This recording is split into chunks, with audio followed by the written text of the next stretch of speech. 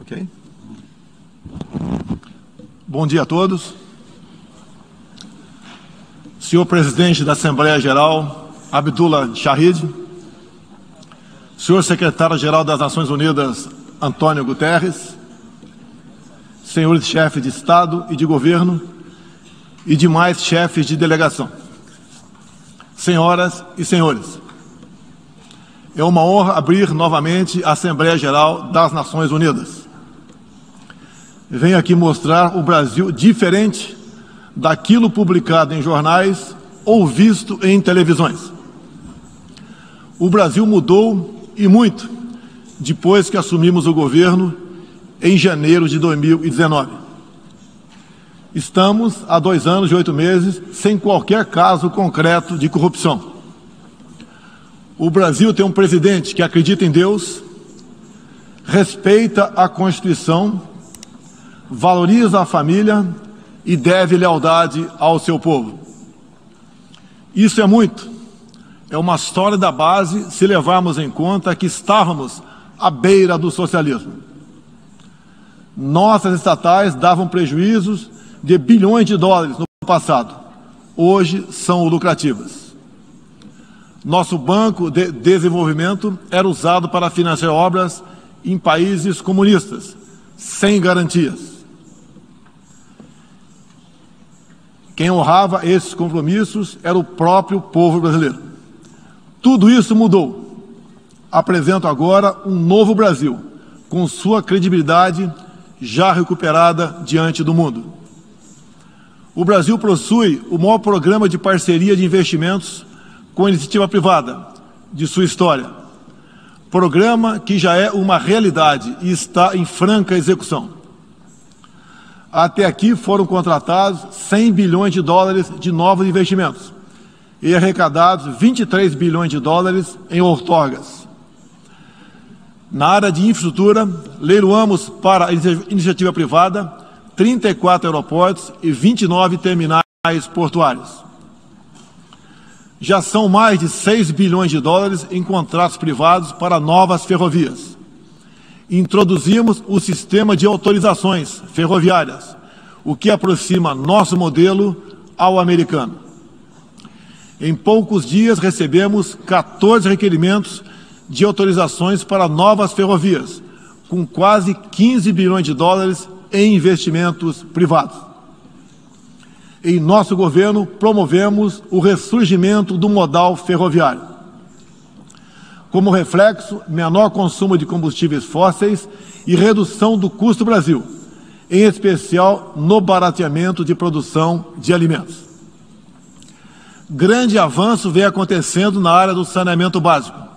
O maior leilão da história do setor foi realizado em abril, com concessão ao setor privado do serviço de distribuição de água e esgoto no estado do Rio de Janeiro. Temos tudo o que o investidor procura: um grande mercado consumidor, excelentes serviços, tradição de respeito a contratos e confiança no nosso governo. Também anuncio que nos próximos dias realizaremos o leilão para a implementação da tecnologia 5G no Brasil. Nossa moderna e sustentável agricultura de baixo carbono alimenta mais de 1 bilhão de pessoas no mundo e utiliza apenas 8% do território nacional. Nenhum país do mundo possui uma legislação ambiental tão completa quanto a nossa. Nosso Código Florestal deve servir de exemplo para outros países. O Brasil é um país com dimensões continentais, com grandes desafios ambientais. São 8,5 milhões de quilômetros quadrados, dos quais 66%, 2/3, são vegetação nativa, a mesma desde o seu descobrimento em 1500. Somente no bioma amazônico, 84% da floresta está intacta, abrigando a maior biodiversidade do planeta. Lembro que a região amazônica equivale à área de toda a Europa Ocidental. Antecipamos de 2060 para 2050 o objetivo de alcançar a neutralidade climática. Os recursos humanos e financeiros destinados ao fortalecimento dos órgãos ambientais foram dobrados, com vistas a zerar o desmatamento ilegal. E os resultados desta importante ação já começaram a aparecer. Na Amazônia, tivemos uma redução de 32% do desmatamento no mês de agosto, quando comparado a agosto do ano anterior. Qual país do mundo tem uma política de preservação ambiental como a nossa? Os senhores estão convidados a visitar a nossa Amazônia.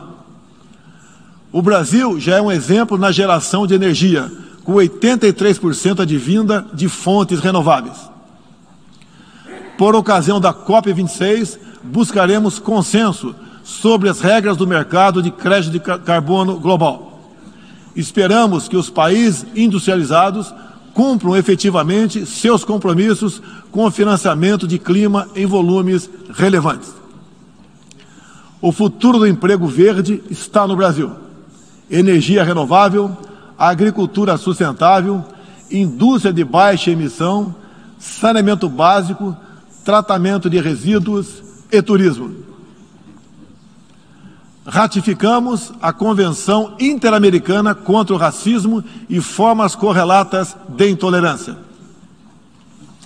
Temos a família tradicional como fundamento da civilização. E a liberdade do ser humano só se completa com a liberdade de culto e de expressão. 14% do território nacional, ou seja, mais de 110 milhões de hectares, uma área equivalente à Alemanha e França juntas, é destinada às reservas indígenas. Nessas regiões, 600 mil indígenas vivem em liberdade e cada vez mais desejam utilizar suas terras para a agricultura e outras atividades. O Brasil sempre participou em missões de paz da ONU, de Suez até o Congo, passando pelo Haiti e Líbano. Nosso país sempre acolheu refugiados. Em nossa fronteira com a vizinha Venezuela, a operação acolhida do governo federal já recebeu 400 mil venezuelanos deslocados devido à crise político-econômica gerada pela ditadura bolivariana. O futuro do Afeganistão também nos causa profunda apreensão. Concederemos visto humanitário para cristãos, mulheres, crianças e juízes afegãos.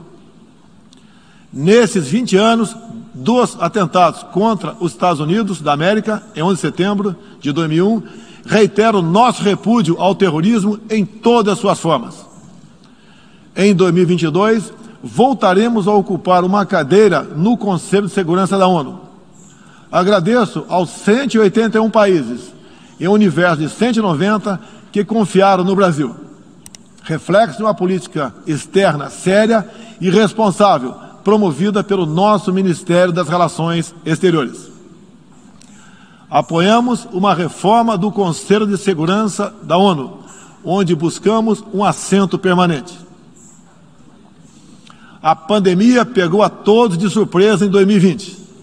Lamentamos todas as mortes ocorridas no Brasil e no mundo. Sempre defendi combater o vírus e o desemprego de forma simultânea e com a mesma responsabilidade. As medidas de isolamento e lockdown deixaram um legado de inflação, em especial nos gêneros alimentícios no mundo todo. No Brasil, para atender aqueles mais humildes, obrigados a ficar em casa por decisão de governadores e prefeitos e que perderam sua renda, concedemos um auxílio emergencial de $800 para 68 milhões de pessoas em 2020. Lembro que terminamos 2020, ano da pandemia, com mais empregos formais do que em dezembro de 2019, graças às ações do nosso governo com programas de manutenção de emprego e renda que nos custaram cerca de 40 bilhões de dólares. Somente nos primeiros 7 meses deste ano, criamos aproximadamente 1.800.000 novos empregos. Lembro ainda que o crescimento para 2021 está estimado em 5%.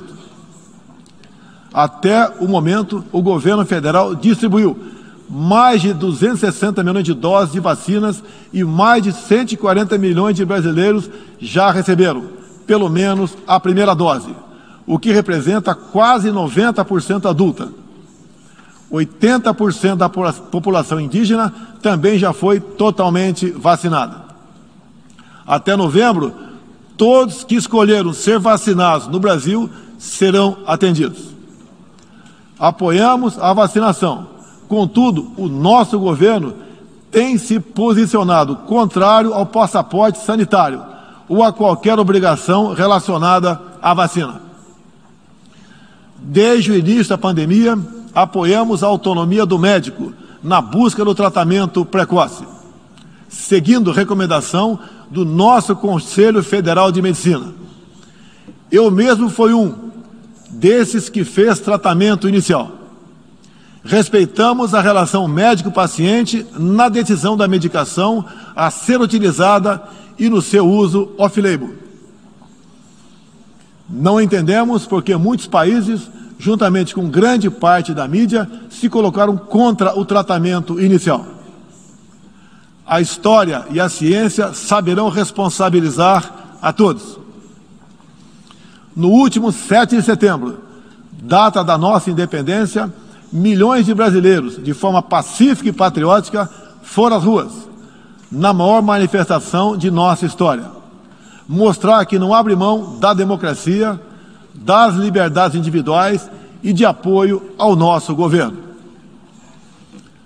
Como demonstrado, o Brasil vive novos tempos. Na economia, temos um dos melhores desempenhos entre os emergentes. Meu governo recuperou a credibilidade externa e hoje se apresenta como um dos melhores destinos para investimentos. É aqui, nesta Assembleia Geral, que vislumbramos um mundo de mais liberdade, democracia, prosperidade e paz. Que Deus abençoe a todos.